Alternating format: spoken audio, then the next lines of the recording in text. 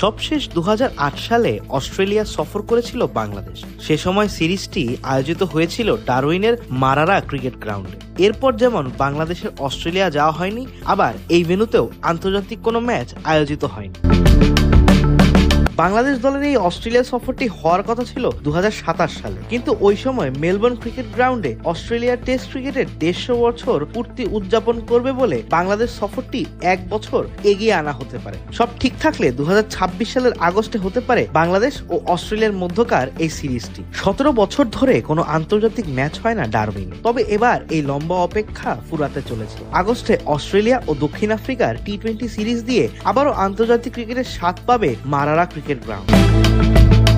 এবারের অস্ট্রেলিয়ায় গ্রীষ্মকালীন ক্রিকেট শুরু হবে এই সিরিজ দিয়ে। রবিবার ক্রিকেট অস্ট্রেলিয়া তাদের ঘরের মাঠের আন্তর্জাতিক সূচি প্রকাশ করেছে। অগাস্টের মাঝামাঝি ছেলেদের ক্রিকেট মাঠে গড়াবে ওয়েস্ট ইন্ডিজ সফরের 2 সপ্তাহ পর। নর্দার্ন অস্ট্রেলিয়ার ডারউইন, কেয়ার্নস ও ম্যাকে হবে দক্ষিণ আফ্রিকা ও অস্ট্রেলিয়ার মধ্যকার 3টি করে ওয়ানডে ও 3টি করে টি-20 সিরিজ।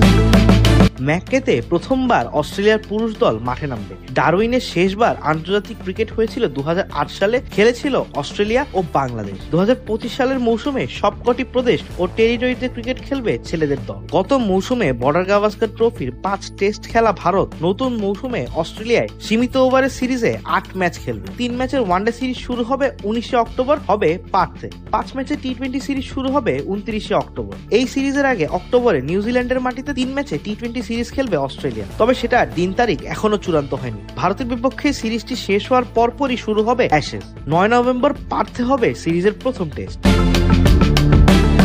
এবার অবশ্য অপেক্ষা ফুরাতে যাচ্ছে বাংলাদেশের। সব ঠিক থাকলে 2026 সালে অস্ট্রেলিয়া সফর করতে পারে লাল সবুজের দল, তবে সেই সফরে কোন কোন ফরম্যাটের ম্যাচ খেলবে টাইগাররা তা এখনো চূড়ান্ত হয়নি। তবে গুঞ্জন আছে সিরিজটি হতে পারে 2 ম্যাচের টেস্ট সিরিজ। অস্ট্রেলিয়াতে বাংলাদেশের এই সিরিজটিও আয়োজন করতে পারে এই নর্দার্ন টেরিটরি।